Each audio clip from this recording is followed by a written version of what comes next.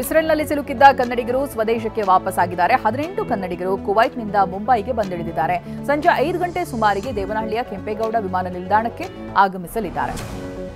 Spice jet ವಿಮಾನದಲ್ಲಿ ತಾಂತ್ರಿಕ ದೋಷ ಕಾಣಿಸಿಕೊಂಡಿದೆ. ಹೈದರಾಬಾದ್ನಿಂದ ತಿರುಪತಿಗೆ ಹೊರಟಿದ್ದಂಥ ವಿಮಾನ ಅರ್ಧ ದಾರಿಯಲ್ಲೇ ವಾಪಸ್ಸಾಗಿದೆ.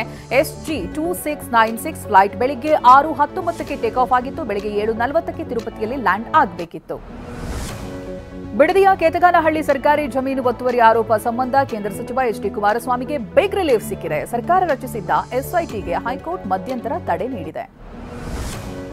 ಹಣಕಾಸು ಇಲಾಖೆಯಿಂದ ಗೃಹಲಕ್ಷ್ಮಿ ಯೋಜನೆಯ ಹಣ ಬಿಡುಗಡೆಯಾಗಿದೆ ಅಂತ ಸಚಿವೆ ಹೆಬ್ಬಾಳ್ಕರ್ ಹೇಳಿದ್ದಾರೆ. ಮೈಸೂರಿನಲ್ಲಿ ಮಾತನಾಡಿದ ಹೆಬ್ಬಾಳ್ಕರ್, ಏಪ್ರಿಲ್ ತಿಂಗಳದ್ದಾಗಿದೆ, ಮೇ ತಿಂಗಳದ್ದು ವರ್ಗಾವಣೆ ಆಗಬೇಕು. ಆದರೆ ತಾಲೂಕು ಪಂಚಾಯಿತಿ, ಜಿಲ್ಲಾ ಪಂಚಾಯಿತಿ ಕಡೆ ಸುತ್ತಾಡಿಕೊಂಡು ಹಣ ಬರಬೇಕು ಅಂತ ಹೇಳಿದ್ದಾರೆ.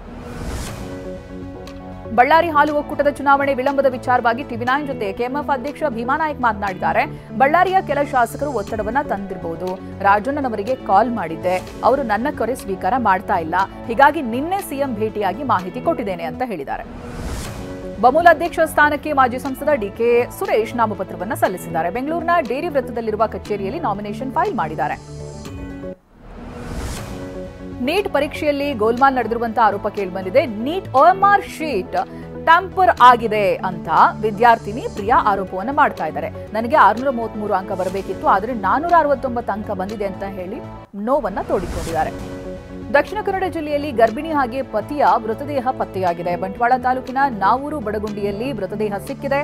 ಆತ್ಮಹತ್ಯೆ ಮಾಡಿಕೊಂಡ ಸ್ಥಿತಿಯಲ್ಲಿ ತಿಪ್ಪಯ್ಯ ಮೂಲ್ಯ ಹಾಗೆ ಪತ್ನಿ ಜಯಂತಿ ಮೃತದೇಹ ಪತ್ತೆಯಾಗಿದೆ. ಕಳ್ಳಪಟ್ಟಿ ಸರಾಯಿ ಅಡ್ಡೆ ಮೇಲೆ ಬಾಗಲಕೋಟೆ ಅಬಕಾರಿ ಇಲಾಖೆ ಅಧಿಕಾರಿಗಳು ದಾಳಿಯನ್ನ ಮಾಡಿದ್ದಾರೆ. ಬೀಳಗಿ ತಾಲೂಕಿನ ಬಿಸನಾಳ ಅರಣ್ಯದಲ್ಲಿ ಆರೋಪಿಗಳು ಸರಾಯಿಯನ್ನ ತಯಾರು ಮಾಡ್ತಾ ಇದ್ರು. ಸದ್ಯ 13,000 ಮೌಲ್ಯದ 40 ಲೀಟರ್ ಕಳ್ಳಪಟ್ಟಿ, 200 ಲೀಟರ್ ಬೆಲ್ಲದ ಕೊಳೆ ವಶಕ್ಕೆ ಪಡೆದುಕೊಳ್ಳಲಾಗಿದೆ. ಕೊಟ್ಟಿಗೆ ಕಟ್ಟಿಕೊಳ್ಳೋಕೆ ಹಣ ಬಿಡುಗಡೆ ಮಾಡದ್ದಕ್ಕೆ ರೈತರೊಬ್ಬರು ಗ್ರಾಮ ಪಂಚಾಯಿತಿ ಮುಂದೆನೆ ಹಸು ಕಟ್ಟಿದ್ದಾರೆ. ಹಾವೇರಿ ಜಿಲ್ಲೆ ರಾಣೆಬೆನ್ನೂರು ತಾಲೂಕಿನ ಕವಲತ್ತು ಗ್ರಾಮದಲ್ಲಿ ಈ ಘಟನೆ ನಡೆದಿದೆ. 2021ರಲ್ಲಿ ನರೇಗಾ ಯೋಜನೆಯ ದನದ ಕೊಟ್ಟಿಗೆ ಮಂಜೂರಾಗಿತ್ತು. 4 ವರ್ಷ ಆದರೂ ಕೂಡ ಹಣ ಬಿಡುಗಡೆಯಾಗಿಲ್ಲ.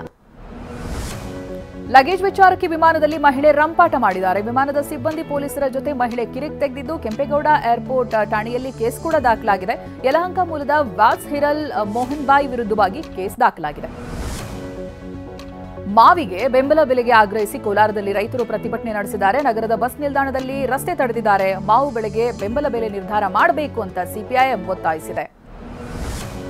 ಚಿತ್ರದುರ್ಗ ತಾಲೂಕಿನ ಭೀಮಸಮುದ್ರ ಗ್ರಾಮಸ್ಥರು ಗಣಿ ಲಾರಿಗಳನ್ನ ತಡೆದು ಪ್ರತಿಭಟನೆ ನಡೆಸಿದರು. ಗಣಿ ಲಾರಿ ಓಡಾಟದಿಂದ ರಸ್ತೆಗಳು ಹಾಳಾಗ್ತಾ ಇದೆ, ಶಾಲಾ ವಿದ್ಯಾರ್ಥಿಗಳು, ವಯೋವೃದ್ಧರ ಆರೋಗ್ಯಕ್ಕೆ ತೊಂದರೆಯಾಗ್ತಾ ಇದೆ ಅಂತ ಆಕ್ರೋಶ ಹೊರಹಾಕಿದ್ದಾರೆ.